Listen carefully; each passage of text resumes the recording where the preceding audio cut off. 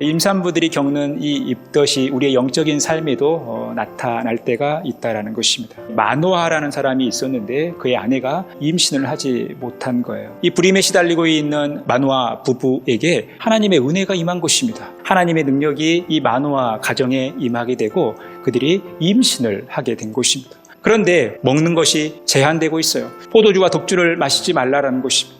그리고 어떤 부정한 것도 먹지 말라라는 거예요. 태에서 날 때부터 구별된 나신이기 때문에 아이가 뱃속에서부터 거룩한 아이로 잘 자라갈 수 있도록 엄마 아빠가 지금부터 나신인이 살아야 할 그 삶을 살아가라고 말씀하고 있는 거예요. 그들의 이 음식이 제한되는 그 모습 속에서 강제로 입덧을 하고 있는 모습인 거예요. 우리가 하나님의 자녀가 되고 하나님의 백성이 되어져 예수 그리스도를 영접한 순간 우리 안에는 예수의 생명이 자라는 것입니다. 우리가 한 태신자를 품고 기도할 때 우리 안에서 새 생명이 자라는 거예요.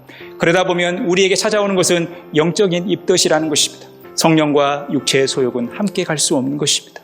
하나님의 마음과 우리의 탐욕은 함께 갈 수 없다라는 거예요. 그래서 서로 거스르게 되어 있어요. 서로 싸우게 되어 있어요. 우리는 하나님의 거룩한 자녀로서, 거룩한 백성으로서 하나님께서 원하시는 경건한 삶을 살아가야 하기 때문에 우리는 우리의 죄의 요소와 우리의 옛 성품과 계속해서 싸워가야 된다는 것입니다. 이런 영적인 입덧이 있을 때 이것을 극복해 가야 한다라는 것입니다. 이것들을 극복하면서 하나님께서 우리에게 주신 그 사명을 따라 그 사명에 순종하며 하나님께 귀하게 쓰임받는 삶을 살아가야 한다라는 것입니다. 영적 입덧 극복을 위해서 첫 번째, 나의 연약함과 한계를 인정하고 주님을 의지해야 한다라는 것입니다. 우리의 이 한계와 연약함을 하나님 앞에 인정할 때 하나님께서 개입하신다라는 것입니다.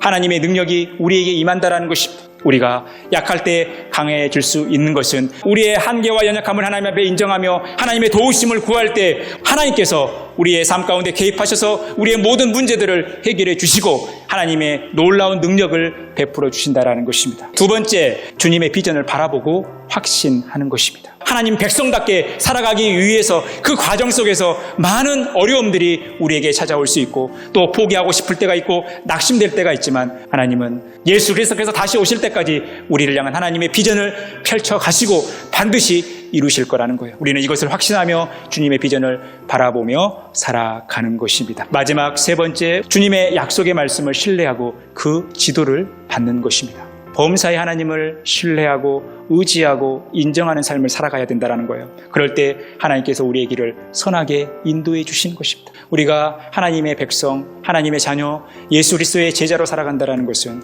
하나님께서 우리에게 사명을 주셨고 우리는 그 사명을 이루어가는 삶이라는 것입니다. 그럴 때 우리에게는 영적인 입덧이 찾아올 수 있어요. 이 영적인 입덧을 주님의 능력으로, 성령의 능력으로 잘 극복하여서 저와 여러분의 삶을 통해서 하나님께서 이루시고자 하는 놀라운 일들이 이루어지고 우리가 하나님께 귀하게 쓰임받는 복된 사명자가 다 되시기를 간절히 축원합니다.